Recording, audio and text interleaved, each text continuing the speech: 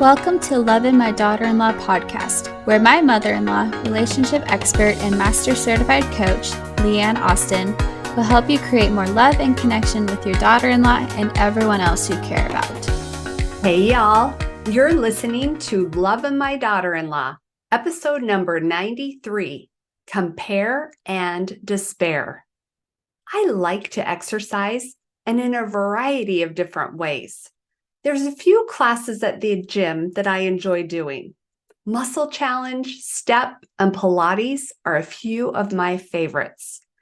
Now in the gym, there are mirrors everywhere, which can be helpful if I'm sure I'm trying to figure out how to get the right step or the correct form. But when I start comparing how I'm doing or how I look with others, it's not very helpful. Comparison is when we look at two or more people or things to see how they are the same or different. Brené Brown says that comparison is trying to simultaneously fit in and stand out. Comparison says, be like everyone else, but better. It's not be yourself and respect others for being authentic. It's fit in, but win. It's I want to do the same thing as you and beat you at it. Comparison drives all sorts of big feelings that can affect our relationships and our self-worth. Often, we don't even realize we're making these social comparisons. This lack of awareness can lead to us showing up in ways that are hurtful to ourselves and to others. Brené notes that frequent social comparisons are not associated with life satisfaction or the positive emotions of love and joy, but are associated with the negative emotions of fear, anger, shame, and sadness. Now, why is this important to know, Leanne?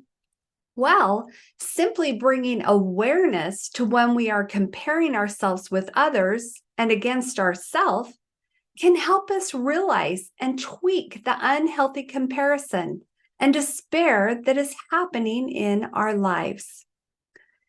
Comparison is a natural human instinct. It starts early in life.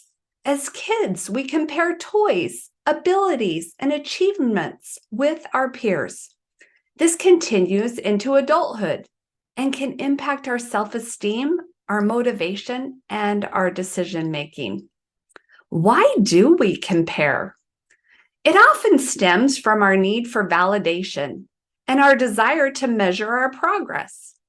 The problem arises when unhealthy comparison leads to jealousy, low self-esteem, and unrealistic standards. It's essential to distinguish between healthy and unhealthy comparison. Healthy comparison can motivate you to improve, to learn, and grow, while unhealthy comparison can lead to frustration, anxiety, and a sense of inadequacy. Here are 5 tips for making comparison a positive force rather than a negative force in your life. Number 1, acknowledge your feelings. When you catch yourself comparing, acknowledge your emotions. What are you feeling? After spending a minute or two feeling what is happening in your body, notice what you're thinking. Awareness is the first step in managing comparison. Number 2, set realistic goals. If you're comparing yourself to others, remember that everyone's journey is unique.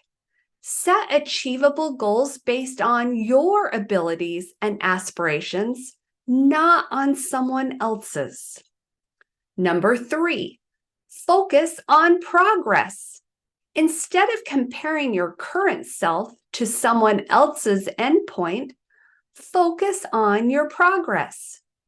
The Gap and the Gain is a great book and reminder to always measure yourself backwards. When you're measuring your own progress, Measure from where you are right now back to the point where you started, and observe and celebrate those gains and improvements all along the way. Number 4, learn from others. Instead of feeling threatened by someone's success, learn from them.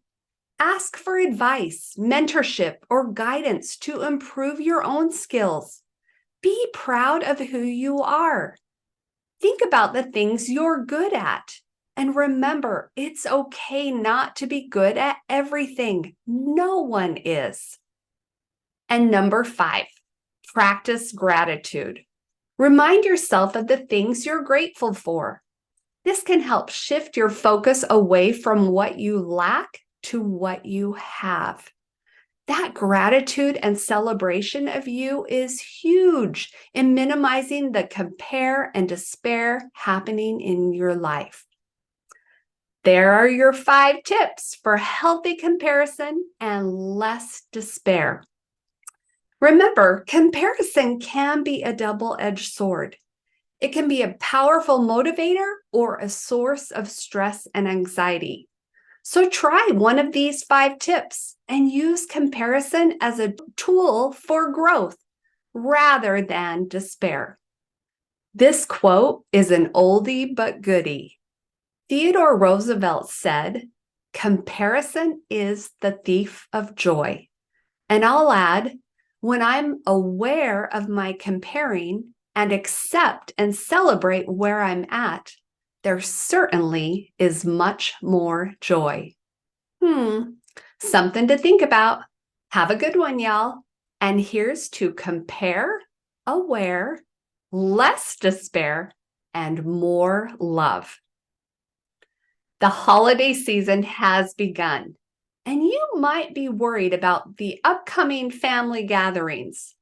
If you're ready to stop walking on eggshells, tiptoeing around, and not being yourself, I have something that can help you today. Click on the link in the show notes, and you will instantly get the one question that will greatly improve your relationship with your daughter-in-law or anyone you care about right now. If this podcast resonates with you, share it with a friend and leave a review. If you enjoyed this podcast, check out Leanne's Lovin' My Daughter-in-Law program, where she coaches and teaches a variety of ways to have more fun and connection in our relationships. Leanne also shares the 5 secrets she uses to create a beautiful relationship with me and her other daughter-in-law. She's the real deal. I highly recommend you check this out. And if you want one easy question you can keep in your back pocket and use to increase the love you feel for your daughter-in-law today, go to leanneaustin.com and get the one question.